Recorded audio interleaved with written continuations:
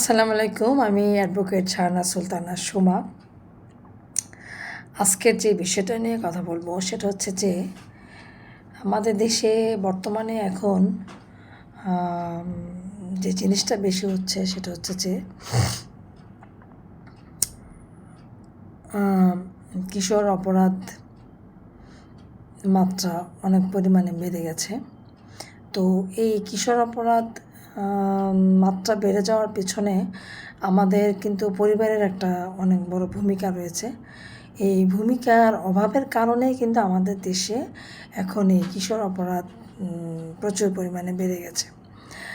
তো এর মধ্যে প্রথমত যে কারণটা সেটা হচ্ছে যে আমাদের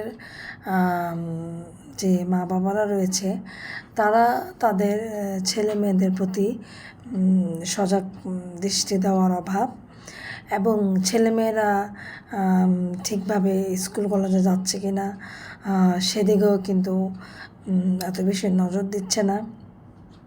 আমরা অনেক সময় দেখি যে অনেক সময় রাস্তা দিয়ে যাওয়ার সময় দেখি যে স্কুল কলেজের ছেলেমেয়েরা স্কুলের ড্রেস পরা ওরা পার্কে বসে আছে।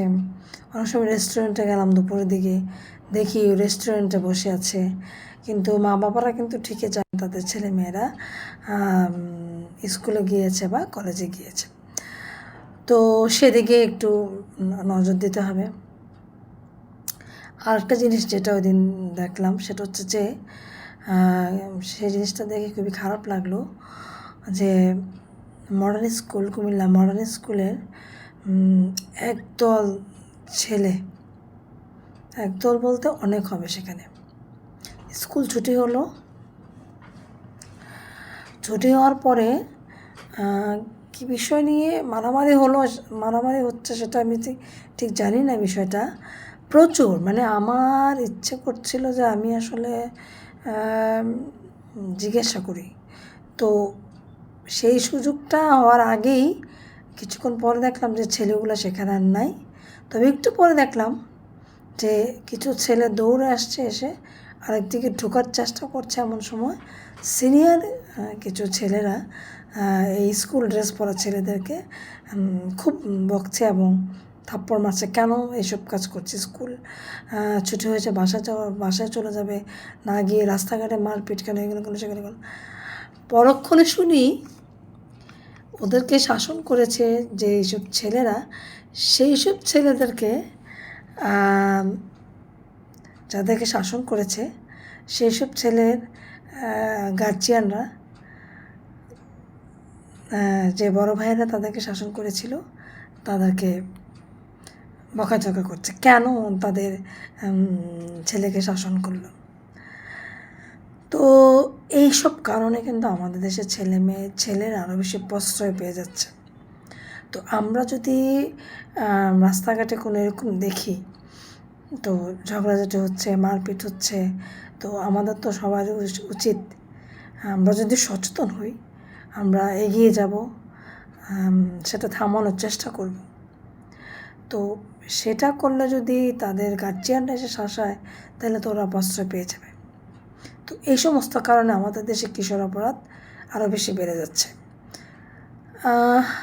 এই ধরনের অপরাধ করতে করতে যখন একটা বড় ধরনের ঘটনা হয়ে যায়, তখন মা বাবারা কান্নাকাটি করা ছাড়া আর কোনো কাজ থাকে না। কিন্তু সময় থাকতে তাদের দিকে নজর দেওয়ার সময় তাদের আর থাকে না। তো সেটা হচ্ছে যে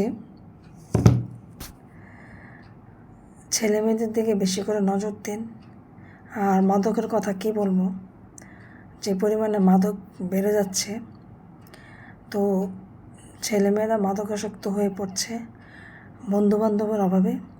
তো আপনার ছেলেটা কার সাথে মিশছে, আপনার মেয়েটা কার সাথে মিশছে, সেদিকে অবশ্যই নজর দেওয়া উচিত।